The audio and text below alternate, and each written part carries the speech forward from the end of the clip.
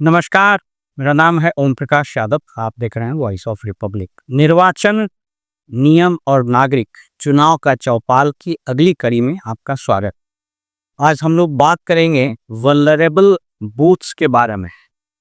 ये चुनाव आयोग का मैनुअल है, मैनुअल ऑन वल्नरेबिलिटी मैपिंग। ये वल्नरेबिलिटी मैपिंग क्या है, इसका क्या काम है, ये क्यों किया जाता है, इलेक्शन में इसके क्या प्रभाव पड़ते हैं, कब कब ये रिपोर्ट भेजा जाना है, इसके संबंध में आज हम लोग चर्चा करेंगे। वल्नरेबल का मतलब होता है कि वैसे एरिया, वैसे पोलिंग स्टेशंस, वैसे आबादी, वैसे हैमलेट्स, वैसी बस्तियां जहां कमजोर तबके के लोग रहते हों। कमजोर तबके से मेरा मतलब आर्थिक भी हो सकता है, सामाजिक भी हो सकता है, और जिन्हें वोट देने के लिए या वोट न देने के लिए डराया धमकाया जा सकता है, जिनको बूथ पर जबरदस्ती ले जाया जा सकता है या नहीं ले जाने दिया जा सकता है, वगैरह वगैरह। कॉन्सेप्ट ये है कि प्रजातंत्र तभी सफल हो सकता है जब लोग बेडर, बिना डर, फियरलेस और निर्भीक होकर वोटिंग कर सकें। प्रजातंत्र का यही तकाजा है।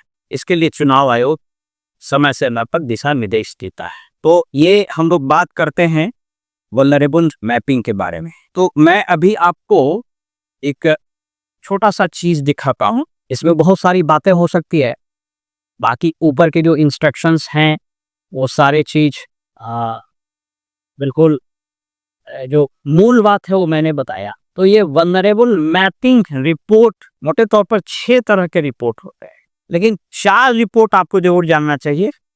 4 रिपोर्ट नीचे के अधिकारियों से संबंधित है, चाहे वो सेक्टर ऑफिसर्स हो, सेक्टर पुलिस ऑफिसर हो, तो वो कौन रिपोर्ट उनको बनाना है, कैसे बनाना है। उसके बाद वो असिस्टेंट रिटर्निंग ऑफिसर के पास जाता है। हालांकि उसकी चर्चा इसमें नहीं की जाएगी। इसको ऐसे समझिए कि मान लीजिए कि एक अनुमंडल में या एक अनुमंडल छोड़ दिए, एक कॉन्स्टिट्यूएंसी में 4 ब्लॉक और चारों के एक एक वीडियो वहां पर असिस्टेंट रिटर्निंग ऑफिसर है। तो उस चारों ब्लॉक में जितने बूथ्स होंगे तो 10-12 बूथ पर सेक्टर ऑफिसर्स होंगे। तो मान लीजिए कि एक प्रखंड में मान लीजिए कि 10-12 सेक्टर ऑफिसर्स है, तो 10-12 सेक्टर ऑफिसर्स वल्नरेबल मैपिंग करके वो वीडियो को देंगे। तो वीडियो सबको कंपाइल करके फिर रिटर्निंग ऑफिसर को भेजेगा। तो रिटर्निंग ऑफिसर जो सामान्यतः जिला में या अनुमंडल में हो सकता है उस कॉन्स्टिट्यूएंसी का, तो उस कॉन्स्टिट्यूएंसी में मान लीजिए 4 ब्लॉक था, तो 4 एआरओ ने जो सबको दिया तो कंपाइल करके रिटर्निंग ऑफिसर फिर भेजेगा डीएम कम डिस्ट्रिक्ट इलेक्शन ऑफिसर को। फिर डिस्ट्रिक्ट इलेक्शन ऑफिसर पूरे कॉन्स्टिट्यूएंसी का है, पूरे डिस्ट्रिक्ट का रहेगा, कॉन्स्टिट्यूएंसी तो नहीं उसको लेगा, पूरे जिले का वो कंपाइल करके फिर चीफ इलेक्टोरल ऑफिसर स्टेट को भेजता है, और फिर चीफ इलेक्टोरल ऑफिसर उसको कंपाइल करके चीफ इलेक्शन कमिश्नर के यहाँ यानी भारत के निर्वाचन आयोग में भेजता है। तो ये तरीका है। तो अभी हम आपसे बताएंगे, जैसे ऊपर का मैनुअल मैंने बता दिया कि मोटे तौर पर कि इसमें क्या क्या रोल हैं। तो ये सब तो ठीक है, इसको भी बता सकते हैं, लेकिन जो इम्पोर्टेंट चीज है कि वो जो वल्नरेबल मैपिंग वीएम रिपोर्ट 1, 2, 3, 4 है वो कैसे बनेगा, अकाउंटेबिलिटी एंड कॉन्फिडेंशियलिटी, इसकी जवाबदेही, और ये रिपोर्ट्स कॉन्फिडेंशियल रहना चाहिए।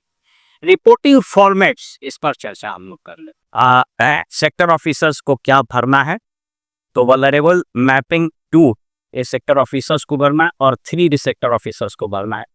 4 जो है वो रिटर्निंग ऑफिसर भरेगा, और देखिए 4 रिटर्निंग ऑफिसर भरेगा, 5वां डिस्ट्रिक्ट इलेक्शन ऑफिसर भरता है, और फिर 6ठा चीफ इलेक्टोरल ऑफिसर वो भेज देता है। तो अभी मैं यहीं से शुरू करता हूँ। देखिए कहता है making law and order portal state functional. Law and order का जो पोर्टल है उसको कैसे फंक्शनल करना है, उस पोर्टल पर जब शुरुआत होगी तो पर डे रिपोर्ट्स अपलोड किए जाते हैं। जैसे देखिए ये प्रिवेंटिव एक्शन टेकन, तो ईसीआई का इंस्ट्रक्शन है ये 464, ये 2023 का है। तो उसमें एक पोर्टल खुल जाता है, वेबसाइट खुल जाएगा, उसमें पर डे का रिपोर्ट होगा, प्रिवेंटिव एक्शन टेकन। कितनी गिरफ्तारी हुई, सेक्शन 126 जो पहले 107 था उसके कितने नोटिस इशू हुए, कितना तामिलाप हुआ, कितने वारंट निर्गत हुए, कितनी गिरफ्तारी की, वगैरह वगैरह। सीजर रिपोर्ट्स, कितना इलीगल हथियार सीज हुआ, कितने शराब, लीकर, कितने ड्रग्स, क्योंकि इलेक्शन में इसका खूब प्रयोग होता, तो इसका रिपोर्ट अपलोड होता है। Vulnerable areas, vulnerable person, intimidators and action taken.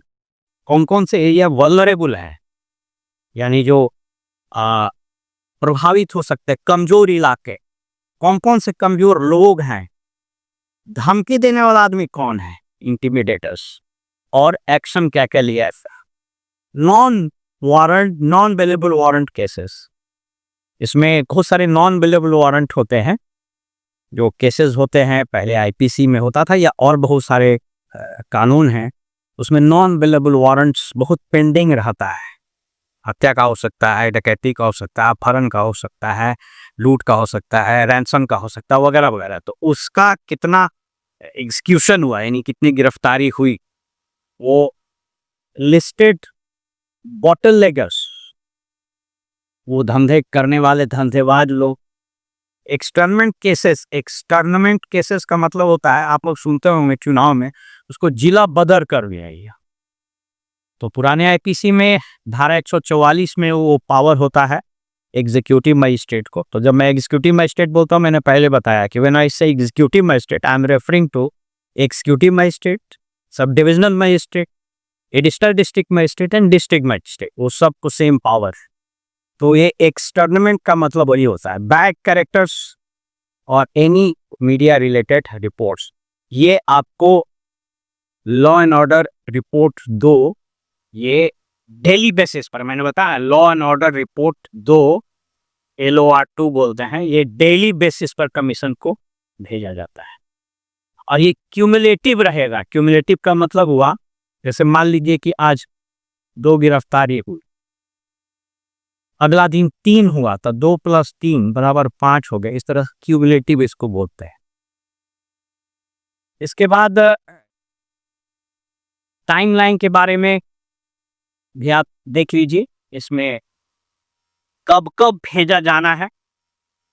Collection and compilation of basic information of each assembly constituency by DO as per election 1, ये 6 महीना पहले हो जाना चाहिए। ये हो चुका होगा अभी, VM1 जिसको बोलते हैं, तो वो किया जा चुका होगा, ठीक है। इसके बाद updation of basic information, appointment of sector officers and police sector officers 4 months before, तो ये भी सभी कॉन्स्टिट्यूएंसी में हो चुका होगा। Appointment of sector police officer at police station, ये भी हो चुका होगा। Training sector officers, police officers, ये हो चुका होगा। इसके बाद law and order portal functional हो चुका होगा। Preliminary identification and submission of vulnerable map reports, ये भी हो चुका होगा। Final identification of vulnerable area, segment, village, Hamlet's, 2 और 3 अभी अब लोग बताते हैं, इसको फिर आगे पढ़ते हैं। अब यहाँ पर आइए, ये इसकी चर्चा मैंने कर दी। सर्टिफिकेट, मैं सीधे आ जाता हूँ। सबसे ज्यादा दिक्कत जो होता है ना, वह फॉर्म भरने में होता है। देखिए, ये VM1 वल्नरेबल मैपिंग रिपोर्ट 1, ये DM जो है वो सभी सेक्टर्स को बताएगा इस रूम में। Information of each constituency and sector to be provided by district election officer to the sector officers. ये इंफॉर्मेशन सभी सेक्टर ऑफिसर्स को देना, डिस्ट्रिक्ट इलेक्शन ऑफिसर या जिला में जो इलेक्शन का कार्यालय होता है उसको यह जरूरी है, वो देगा। इसको भी आपको एक्सप्लेन कर देते हैं, ये सब स्टैट्यूटरी चीज है, इसको जानना चाहिए। Number of election offences, last parliamentary election वगैरह में या असेंबली इलेक्शन में, इलेक्शन असेंबली इलेक्शन वाइज कितना हुआ है, इलेक्शन ऑफेंसेस कितना हुआ है, number of election offences registered in local body में, पंचायत या नगर पालिका वगैरह का चुनाव भी हुआ। Number of serious criminal offences, model code conduct का वायलेशन लास्ट पार्लियामेंट्री इलेक्शन में अगर हुआ है, model code of conduct assembly election में कितना हुआ, number of incidents, cash, kind, शराब वगैरह, एफएसटी और एसएसटी टीम बनती है, उसका होता है number of incidents, cash, kind seizure हुआ, पैसा जब्त हुआ या और कुछ जब्त हुआ, details of poll in last general elections वगैरह। ये जो है ये वल्नरेबल मैप 1 में होता है, उसी में ये भी है, उसी का पार्ट है 12, 13। ये सब सिंपल चीजें हैं। लास्ट पार्लियामेंट्री इलेक्शंस वगैरह में इंपॉर्टेंट केसेस, रजिस्टर, सांस related information, details of cases violating narcotic, ये डीएम्स को देना है सेक्टर ऑफिसर्स को। अब आइए ये सेक्टर ऑफिसर्स एनेक्सर 2 में ये रिपोर्ट अभी जैसे कल परसों तक निकल जाएगा अनाउंसमेंट, तो आपको हो सकता है लोगों ने भेजा भी होगा या नहीं भेजा हुआ, दोबारा मांगेगा और ये खूब रिपोर्ट मांगता है। इसमें घबराने की जरूरत नहीं है सेक्टर ऑफिसर्स को। देखिए आपको यह मैंने एक बार कहा था कि हम कुछ व्यवहारिक चीज आपको बताएं। इलेक्शन में आप लोगों को लगता हुआ कि इतना रिपोर्ट क्यों मांगता है, ताबड़तोड़ रिपोर्ट पर एक ही बात को 4 बार। वो इसी है कि आप आर्मी में देखिएगा कि जो सैनिक बहाल होते हैं तो लीजर पीरियड में भी उनको कभी ये घास कटवाएगा, कभी वो पत्थर उठाएगा, कभी आप फायरिंग कराएगा, कहीं ड्रिल कराए, सो दैट कि आप एक्टिव रहिए। इलेक्शन भी वही है, इसलिए हड़बड़ाने की जरूरत नहीं कि पिछला वाला रिपोर्ट में गलत हो गया था, कोई दिक्कत नहीं। और आपको मैं अपने अनुभव के आधार पर बताता हूँ, यह जितना रिपोर्ट है कोई पढ़ता नहीं है, एक आध अपवाद को छोड़कर, लेकिन समस्या जब होगी ना तब पढ़ेगा, इसलिए आप उसको भर करके भेजना है। रिपोर्ट वहां पहुंचा रही है नहीं पहुंचा ये इंपॉर्टेंट है। ये इंपॉर्टेंट अपने ये और दुर्भाग्यपूर्ण सत्य है कि कोई पढ़ता नहीं है, अनलेस एंड अनटिल को कोई घटना हो जाए तब उसको निकाल के पढ़ेगा किसने किया था। एनीवे, तो ये वल्नरेबल मैपिंग रिपोर्ट 2 ये सेक्टर ऑफिसर्स को भेजना है। किसको लिखा हुआ है इसमें, रिटर्निंग अफसर को भेजने के लिए, लेकिन आप एआरओ को भेजिएगा और एआरओ फिर कंपाइल करके भेजेगा। तो ये बहुत ही इंपॉर्टेंट है सेक्टर ऑफिसर्स के लिए ही। ये 3 पार्ट में रहता है, पार्ट ए बी सी। हम इसको खटाखट एक्सप्लेन कर लेते हैं, ये सब आसानी से लिख दीजिएगा। पार्लियामेंट कॉन्स्टिट्यूएंसी यानी असेंबली कॉन्स्टिट्यूएंसी, आपका सेक्टर नंबर क्या है वो आपको पता होगा। उसके बाद ये name of polling station and locality, ये सब का अलग अलग इंफॉर्मेशन एक पोलिंग स्टेशन का। देखिए ये सब चीज दिया हुआ और इसको पढ़ने की आवश्यकता नहीं पड़नी चाहिए, उनको लगता है कि आप आसानी से समझिएगा। वेदर क्लैश बिटवीन 2 और मोर कास्ट, जातियों के बीच में संघर्ष हुआ है कि नहीं, अगर हुआ है तो उसका डिटेल दीजिए। Whether incidents have occurred in village area which have caused political rivalry और पॉलिटिकल, 2 राजनीतिक दलों के बीच में अगर कोई झंझट झगड़ा हुआ है तो, वेदर इलेक्शन रिलेटेड ऑफेंस हुआ है तो, वेरी सीरियस ऑफेंसेस। अच्छा ये बताते चलेगी ये जो रिपोर्ट है तो सेक्टर ऑफिसर को सेक्टर पुलिस ऑफिसर्स के साथ बैठ के बनाना चाहिए।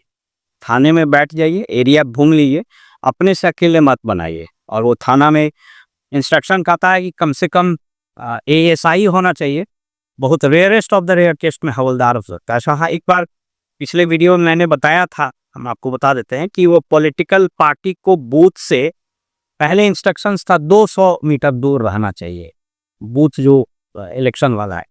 अब उसको चुनाव आयोग ने सुधार करके बता दिया है 100 मीटर, तो इसको आप करेक्ट कर लीजिएगा पहले वाले जी। Number of persons who have been extern और डिटेन, कितना को जिला बदर किया या गिरफ्तार किया गया। Number of persons were presently, कितने लोग ऑलरेडी जिला बदर हैं, कितना क्लासेस हो सकता है, कास्ट ग्रुप वगैरह, whether women from any caste community group household have fear that they would be prevented from, क्या कुछ महिलाओं को लग रहा है कि भाई इनको वोट नहीं देने दिया जाएगा। सम पॉइंट्स ऑफ कॉन्टेक्ट, ये तो मैंने बताया था पिछले वीडियो में, ये सेक्टर ऑफिसर्स हमेशा उस पर्टिकुलर बूथ में जो लोकल गांव है उसके कुछ इंपॉर्टेंट लोगों का वो फोन नंबर रखना चाहिए, उनको बड़ा मदद मिलेगा। Whether cases of temptation by candidate inform, अगर कोई अभ्यर्थी शराब, पैसा, मोबाइल, विचार ये सबका दे रहा है लोग, तो उसका डिटेल्स और कोई डिटेल हो। Details of local people whose presence एवोपेंस and review is carried, one of them is the people to women who threat. इन लोगों के सामने ये चीजों को लिखना है, उन लोग को इन्वॉल्व करना है, उसका नाम वगैरह लिखना है। मैंने बताया था पार्ट ए बी सी, तो पार्ट ए था वल्नरेबल मैपिंग था, वीएम था, रिपोर्ट 2 का उसका पार्ट बी है, ये list of vulnerable houses and family. यहाँ भाई कि आप अगर कह रहे हैं कि वल्नरेबल लोग हैं तो उनका घर और कौन सी फैमिली है, ये डिटेल है। Serial number, house number, number of voters कितने लोग हैं, contact person, action taken, proposed, क्या आप चाहते हैं उसमें कार्रवाई होनी चाहिए, ये इसमें लिखना है। लिस्ट ऑफ रिस्पॉन्सिबल, कौन लोग हैं जो वल्नरेबल बना दिया है, कौन रंगदार है, मसल पावर वाला आदमी है, गुंडा है, उसका नाम यहाँ लिखना है।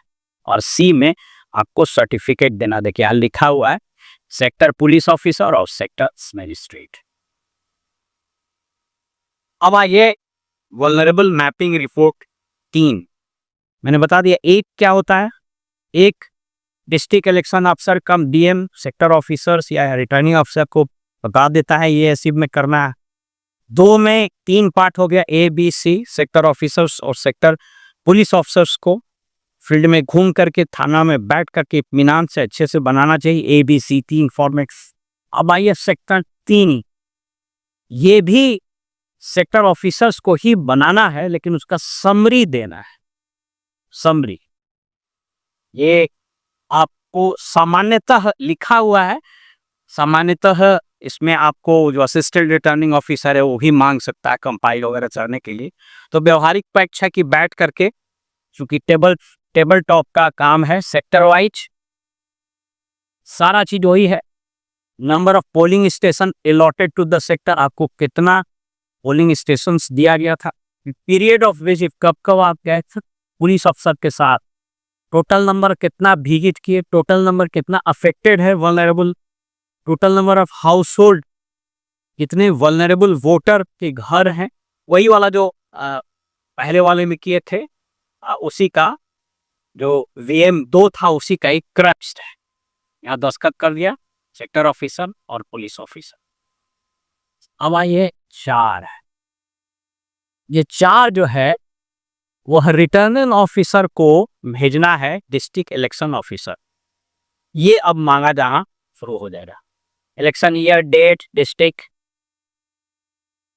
Number and name of constituency. मान लीजिए कि किसी का कॉन्स्टिट्यूएंसी फारबिसगंज हो सकता है, किसी का कॉन्स्टिट्यूएंसी मान लीजिए कि जमुई है, लक्ष्मीपुर है, मुंगेर है, तारापुर है, दीघा है, नरपतगंज है, किसी का बरारी हो सकता है, प्राणपुर हो सकता है। तो वहाँ लिखना है नेम ऑफ कॉन्स्टिट्यूएंसी, और पार्लियामेंट्री कॉन्स्टिट्यूएंसी अगर रहेगा तो उस समय चुनाव होगा तो उसका serial number, name of polling stations affected with vulnerability. ये रिटर्निंग ऑफिसर को बहुत सावधानी से भरना है। वैसे मैंने बता दिया कि कोई इसको पढ़े उड़ेगा नहीं चुनाव आयोग में, लेकिन कोई लफड़ा होगा, झंझट होगा, तब आपको मुसीबत होगी, इसलिए इसको ठीक से करना चाहिए। Number and name of polling stations affected यहाँ है, सीरियल नंबर लिखिए 1 2 3 4 और लास्ट में टोटल कर दीजिएगा। नंबर ऑफ फैमिली, कितने फैमिली और हाउस होल्ड अफेक्टेड हैं, आपके कॉन्स्टिट्यूएंसी वाइज है और उसका डिटेल आपको लिखना हो। नंबर ऑफ आइडेंटिफाइड वल्नरेबल हाउस होल्ड आइडेंटिफाइड एज वल्नरेबल पलमती, ठीक है। नंबर ऑफ वोटर्स, यहाँ नंबर ऑफ फैमिली है, इस फैमिली में कितने वोटर्स हैं और कौन लोग हैं, नंबर ऑफ पर्सन्स जो प्रॉब्लम क्रिएट कर रहे हैं। ये वल्नरेबल मैपिंग रिपोर्ट 4 है। इसके बाद उसी का ये दिया हुआ है, ये उसी का ये इस तरह से है, मैं आपको बताने का ऐसे प्रयास करता हूं, अगर ये सीधा हो जाए तो यस, हाँ। तो लिस्ट ऑफ पर्सन्स उसी का बी पार्ट है, name, contact and address, list of persons causing वल्नर है, कौन वो लोग हैं जो उस कॉन्स्टिट्यूएंसी में प्रॉब्लम क्रिएटर हैं, उसका नाम, एड्रेस, पोलिंग स्टेशन कहाँ पर कर रहा है, बॉन्ड ओवर एक्सटर्नमेंट। देखिए इसको समझ लीजिए, ये बढ़िया से रिटर्निंग ऑफिसर जो एसडीओ रहेंगे उनको तो खुद ही कर देना है, जो एसडीओ नहीं रहेंगे उनको एसडीओ से कराना होगा। बॉन्ड ओवर, पहले धारा 107 सीआरपीसी था, अब ये 126 हो गया है। तो 126 में जब प्रोसीडिंग शुरू होगी, फिर 27, 28, 29, 30 में नोटिस जाएगा, फिर 32 में अगर वो अपीयर नहीं हुआ तो वारंट होगा, फिर प्रोसीडिंग शुरू होती है और फिर उसको बाउंड डाउन किया जाता है। कभी मौका लगेगा तो हम एग्जीक्यूटिव मजिस्ट्रेट एसडीएम वगैरह के लिए हम जो पुराना 107 था, जो अभी नया का 126 हो गया, उसको पूरा अच्छा से एक्सप्लेन कर देगी। आमतौर पर लोग सोचते हैं कि 126 मैंने प्रोसीडिंग शुरू कर दिया, बात खत्म, 6 महीना उसका लाइफ रहता है। नहीं, ये इतना पावरफुल सेक्शन है। ये जो सेक्शन 156 सेक्शन यहाँ पर अब लिख देते हैं, सेक्शन 126 पुराने वाले में 160 सीआरपीसी, ये इतना पावरफुल सेक्शन है, सो पावरफुल कि अगर इसको आपने लॉजिकली कंक्लूड कर लिया, 126, 27, 28, 29, 30, 31, 32 बाउंड डाउन कर दिया। जैसे फर्ज कीजिए कि आपने 6 महीना के लिए बॉन्ड ओवर किया, जो लिखा है ना बॉन्ड ओवर, आपने 6 महीना के लिए, फर्ज कीजिए मैं एक तारीख लिखता हूं कि 1 नवंबर 2025 से आपने 6 महीने के लिए इसको बॉन्ड ओवर किया। 2 महीने के बाद ये 1/12/2025 को ये बॉन्ड तोड़ दिया, यानी उसका वायलेशन कर दी, तो फिर सुनवाई करके आप इसको गिरफ्तार करके भेज सकते हैं। तो वो जो रिमेनिंग 4 महीना है वो जेल में चला जाएगा और उसमें बेल मिलियन बहुत दिक्कत। तो ये बहुत इंपॉर्टेंट चीज है, इसको समझने की जरूरत है। तो जो रिटर्निंग ऑफिसर हैं, जो एसडीएम नहीं है, उनको तो एसडीएम से सहारा लेना होगा, और जो एसडीएम है उनको बॉन्ड ओवर करना। तो इसमें आपको लिखना होगा, जो जो वल्नरेबल पर्सन है उनसे आपको वो थाना से रिपोर्ट आएगा। लेकिन मैंने पिछले वीडियो में बताया था कि आंख बंद करके भरोसा नहीं करना, थाना वाला 2000, 4000, 10,000 का नाम देता है। कई बार आपकी हंसी भी उड़ जाएगी, मालूम हुआ 70-80 साल बूढ़ा का नाम दे दिया, अब आप तो आंख बंद करके भेज दिया नोटिस। अब आजकल सोशल मीडिया का जमाना है, वो निकाल देगा तो फांसी के पात्र हो रही है। एक्सटर्नल रैंक जिला बदर, वो धारा 163 जो पुराना 144 था, उसमें जिला बदर का आदेश देने का पावर होता है।